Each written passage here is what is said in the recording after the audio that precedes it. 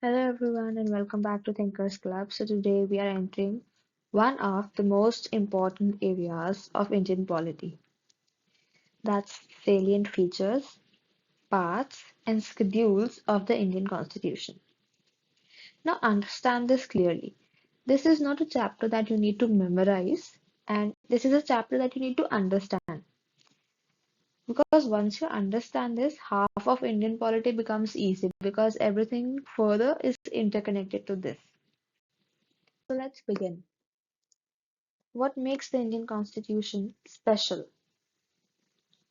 Now, it is the longest written constitution of the world, a combination of multiple global ideas, and it is designed for a country with extreme diversity.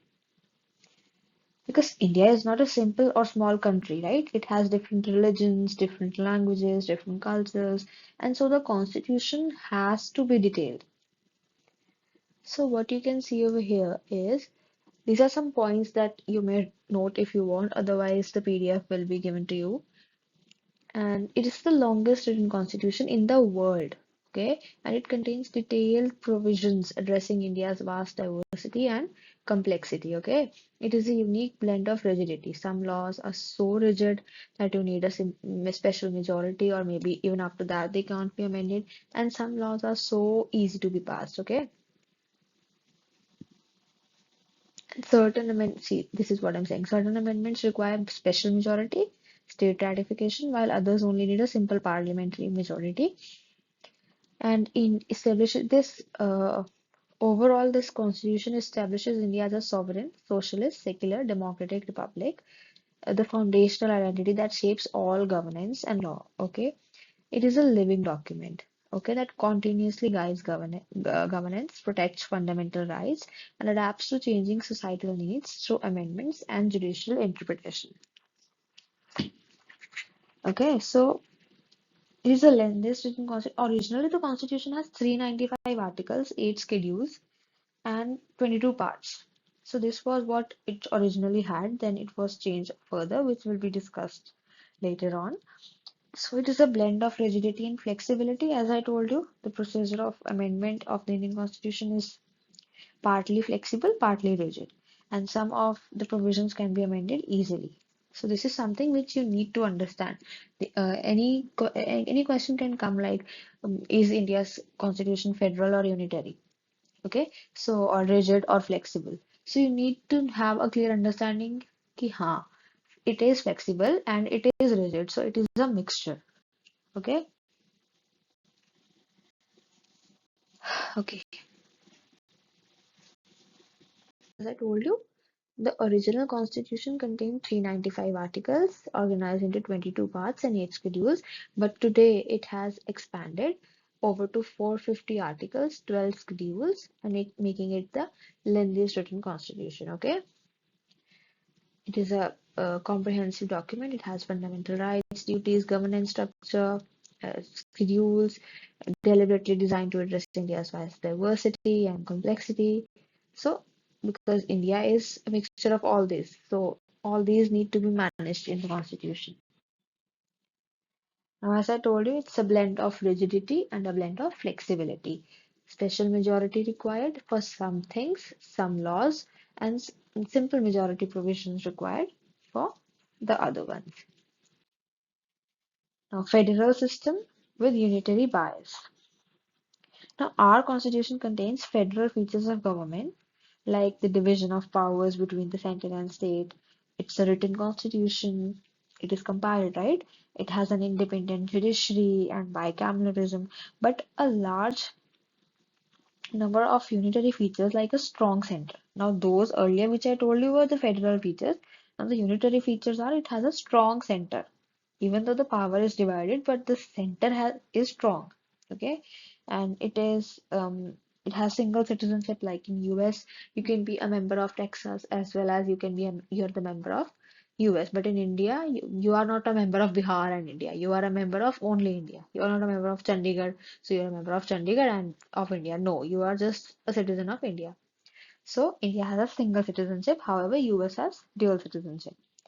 The flexibility of the constitution is also there, and integrated judiciary, emergency powers are also present. So now, these powers are unitary, but earlier we also had federal, so it is a quasi-federal. Okay, where powers are divided between union and state. The union has overriding powers during emergency, ensuring national unity while respecting regional autonomy. Now, this design maintains unity in diversity, balancing federal principles with strong central authority. Example, president's rule under emergency provision. It allows the union to, assume the state function when the constitutional machinery is failing. Now, parliamentary form of government. India has a parliamentary system of government, both at the center and the state. The president is the head of the Union of India, and the governors are the head of the states. But they act on advice of the Council of Ministers. They have nominal powers. Now, this is based on the Westminster model adopted from Britain, and India's parliamentary system ensures that the executive derives its legitimacy from the legislature, creating all direct link between elected representatives and governance. The features of bicameral legislature comprising the Lok Sabha, Rajya Sabha, ensuring both houses, both direct representation and federal participation in the lawmaking process. The executive is responsible to the legislature. This is something we know very well. With the Prime Minister and the Council of Ministers accountable to the Parliament, emphasizing representative democracy and continuous economy accountability. So this is something you need to know that, why is India parliamentary form of government? How explain? So this is what you need to understand. Now these okay. First, I will also say independent judiciary. So there is a single, integrated, and independent judiciary in India. And the Supreme Court is the highest court of the land. Both Supreme Court and the High Courts have been given extensive powers to interpret the Constitution and law under various provisions of the Constitution of India. Right? And India is also, now this is secular, sovereign, socialist, and democratic. So sovereign India possesses complete independence in decision making. Okay. It is free from external control. So now you may also feel that India is a part of NATO, or India is a part of any other UN or anything anywhere. Okay, so you may feel that no, this is against India's sovereignty because it is saying that it is free from any external control. So exactly, it is free from any external control. Being a member of NATO or being a member of UN doesn't allow that they will impose their decision on us. It is our decision, India's individual decision to participate there, and it is India's decision to get follow their advice or not. They are only here for advising. They cannot impose it on us. Okay. Secular, that no official state religion or faith is dominated over here, and democratic republic, the power rests with elected representative, rejecting hereditary monarchy like the UK, and like in Wales, like there's the Crown Prince of Wales, Crown Princess of Wales. But in India, there is no hereditary monarchy. The people of India, choose our representative by electing them. Okay, so fundamental rights also, we are not gonna reach it from the, at that level of sixth or seventh class, that is right to equality, freedom, religion, culture. This is something, there are total six fundamental rights, and we know that. And now, what are rights? Okay, now rights are claimed. Now, this is not that we are going to cover fundamental rights this much. No, this is just a structure, what I'm telling you, of the Constitution. When someone asks what's the structure or what are the salient features of a constitution, you cannot be describing every fundamental right in detail. That will have another topic, another video, another session where only fundamental rights will be discussed in depth, in detail. Okay. Citizenship will be discussed, every single thing will be discussed. The directive principles of state policy will also be discussed further in great, you know, um, in great depth. Currently, you just need to know that these are your salient features. Now, fundamental rights, these are claims of social life, and they help individuals to develop their personality. And some fundamental rights provide protection only against the state action and do not safeguard against the action of private individuals. However, to the citizens of India, six fundamental rights are guaranteed, on the violation of which the citizen can go to a Supreme Court or High Court, because they act as guardians of these fundamental rights, and also they issue some writs or laws or some enforcements which help in handling these rights and making these rights justiciable and legally binding. Okay, so this is all you need to know for the salient feature part. Otherwise, the fundamental right part will be discussed in depth later on in the fundamental right topic when we will be covering just this topic in depth. Directive principles of state policy. So the directive principles of state policy, now these are enumerated in part 4 of the Constitution, covering Articles 36 to 51. Now, Dr. B.R. Ambedkar, he was the one who described these principles as novel feature of the Constitution. Now, this is something which is very well known fact regard to Indian Constitution, that the directive principles of state policy, along with the fundamental rights, contain the philosophy of the Constitution and is known as the soul of the Constitution. Okay, for salient features part, I am repeating again, this is only you need to know for directive principles. Otherwise, the directive principle of state policy topic will be covered separately in depth, where we'll be studying the features, classifications, socialist principles, Gandhian principles, liberal intellectual principles of the directive principles of state policy. And we'll also be studying, the directive outside the part 4 of the Constitution and some new directive principles which are assigned. Also, the distinction between fundamental rights and directive principles. Now, all this will be covered in another session in depth. But for the salient feature part of the Constitution, you just need to understand these things.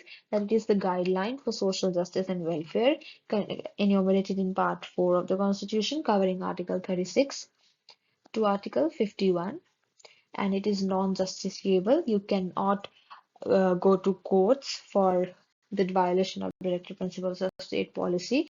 These are not enforced in the court, but still are fundamental. They serve as a bridge between rights and duties and ensure that the state works towards citizen welfare while citizens fulfill their responsibility. Okay. Next topic is independent judiciary. Now, who protects the Constitution? The answer is Supreme Court, by judicial reviewing and checking government power. But if the judiciary fails, the democracy fails as well. So that's why our judiciary is independent. Okay, constitutional supremacy is there. The judiciary ensures that all laws and executive actions conform to the constitution. Through judicial review, courts can strike down any law or action that violates constitution provisions, maintaining the rule of law. And the guardian of rights, the Supreme Court serves as the ultimate protector of fundamental rights. It maintains the balance of power among three branches of government, ensuring no branch exceeds its constitutional mandate. And this is all you need to know for the independent judiciary part, that our judiciary is independent from any pressure or anything. They are just working in the benefit of the society, benefit of the citizen, and in India as a whole. Okay. Now, universal adult franchise, yeah, I covered it earlier. Now, every citizen above 18 can vote, and this is very powerful. India gave voting rights to all from the beginning. Many countries took decades for this, okay? And it was earlier 21, but it was reduced to 18. So, this is something you can understand. Emergency provision. Indian Constitution has special provisions to meet any extraordinary situation or emergency. During emergency, the central government becomes powerful and the state comes under total control of it. Okay? During emergency, a federal system becomes unitary without any amendment of the constitution. That's why India is a quasi-federal constitution. Listen this again. During any emergency, our federal system becomes unitary without any amendment of the constitution. Okay? And when is national emergency declared? It is declared due to war, external aggression, or armed rebellion, affects fundamental rights, extend union legislative power over states, and suspend state autonomy totally, temporarily. Okay. And state emergency, when the president rule is there are three types of emergencies, right? That is what we're discussing. First is the national emergency. Next is the state emergency, which is the president's rule. covered under Article 356, imposed when constitutional machinery in a state fails, governor recommends, president approves, and the state legislature gets suspended, and union governors and the union governs directly through the governor. Okay. Third type of emergency is financial. It is declared when financial stability of India or any part of it is threatened and allows union to direct state on financial matters and reduce salaries of government servants, including judges. Now we'll be studying some parts of the Constitution. Now there are 25 parts of the Constitution and they will be discussed further. So let's begin. Now part 1 of the Constitution covers Union and its territory. It defines India's territorial extent, listing all states and union territories. Article 1 to 4 come under this, and they establish India as a union of states and empower Parliament to recognize state boundaries. So overall, it deals with the territory of India, formation of new states, alteration of names and areas of existing states. Okay, so that is all covered in Article 1 to 4. Now, Part 2 of the Constitution, Articles 5 to 11. Now, this deals with the various provisions related to citizenship. Okay, like who is a citizen of India, who can apply for being a citizen of India, and who is now not a citizen of India. So that is all covered under Part 2 of the Constitution, that is Article 5 to 11. Now, the third part, that is Article 12 to 35. Now, this deals with fundamental rights of Indian citizens that we discussed. Okay, and these guarantee essential rights to all citizens, including right to equality, freedom, religion, culture, constitutional remedies, and these are enforceable by courts. Okay, now part 4 of the Constitution, Article 36 to 51, that deals with directive principles of state policy, as we discussed. Part 4 of the Constitution, that is 4A. Earlier, part 4 is, okay, let me.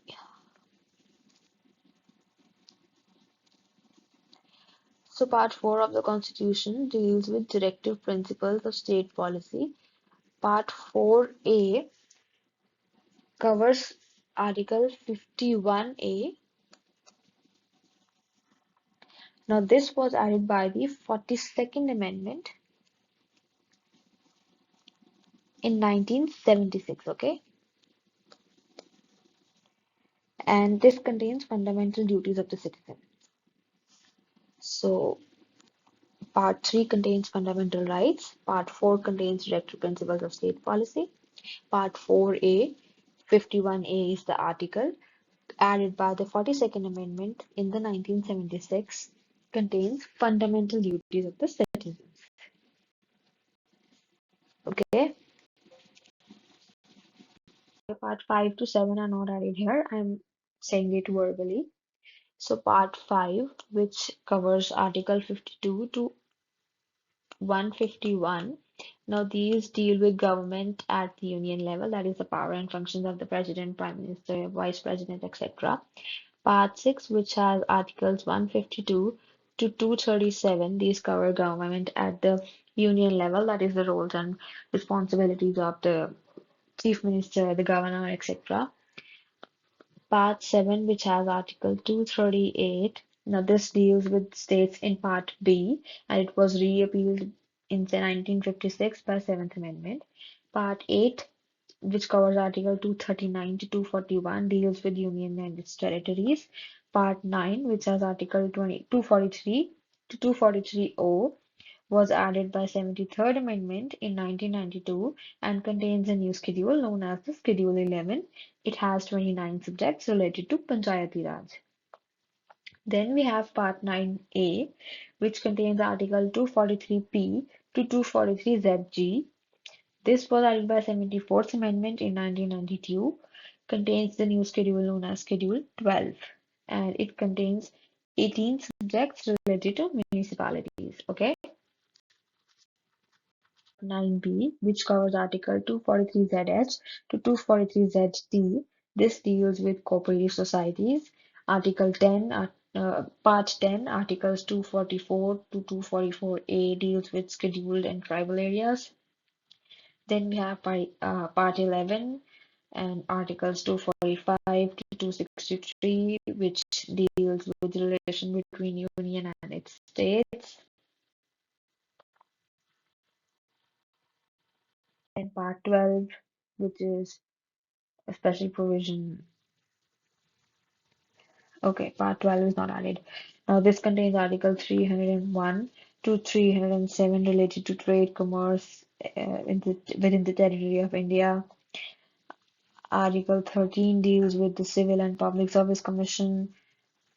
Article 14 deals with Part 14 deals with tribunals. 15 deals with elections. 16 deals with the special provisions for scheduled castes and scheduled tribes. 17 deals with the official language, and 18 with emergency provisions. 19 with miscellaneous provisions. 20th with the amendment of constitution. 21st contains temporary, transitional, special provisions, and 23rd finally is concerned with the short title commencement authoritative text in Hindi and repeals the constitution.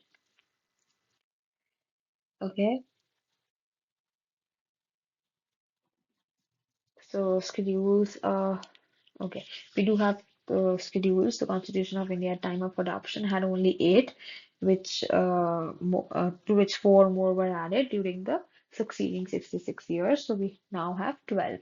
So the first and second schedule, we have the first one deals with states and UTs, and the second deals with the salaries and movements of President, Governor, Chief Judge, Auditor General, Speaker, and Deputy Speaker of the Lok Sabha.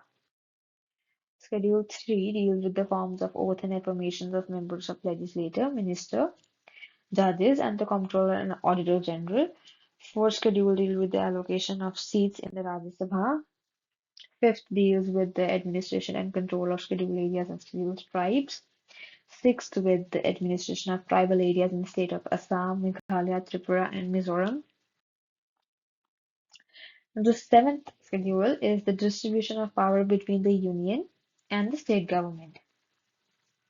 Union list, state list, concurrent list, all these come under it, okay? So the union list has 100 subjects, which major are defense, foreign affairs, banking, okay? Then the state list has 61, which is police, public health, agriculture, state jurisdiction. Concurrent has 52, education, forest, etc. So this is all. Then the eighth is dedicated to the languages. Also, when you go for go for filling the UPSC form, you must have heard they say to choose one language given in the eighth schedule. So that is it. Ninth schedule is the validation of certain acts and regulations. 10th is the anti-defection law. And 11th is the power, authority, and responsibility of Panchayat. It has 29 matters. 12th, power, authority, and responsibilities of municipalities. It has 18 matters. Okay, so overall we have done the salient features of the Constitution. It's flexible. We have discussed the flexibility, rigidity, quasi-federalism. Okay, we have discussed the parts of the Constitution, the 22 parts covering union territory, citizenship, directive principles of state policy, duties, everything. The schedules we have covered. That is the administration, mainly languages, defection laws, etc. So this chart you may analyze and comment it in the comment section. And in the next class, I'll discuss all the comments and what it actually is. So you may, pause this video and view the screen for a few seconds. And whatever you understand about this thing, just write it in the comment section. And the next lecture's preview is that we'll be in detail learning the fundamental rights and directive principles of state policy, and some other court judgments which are also important if we have time only then, because fundamental rights and directive principles state policy are itself a very elaborative and theoretical topics, and I'm also sure that I will also be teaching about the correlation between them, how are they different and how are they conflicting. Okay, so this is for you all, that your comments and queries are welcomed. We are gonna answer every of them, and like if it gives you some clarity on the constitution or overall any concept, and share with the UPSC aspirants, because this is something which is, you know, these are in-depth as well as one-liner revision for those who are preparing for UPSC. And subscribe to our channel for more premium coaching content, and your engagement, it actually matters a lot to us. So thank you and have a nice day.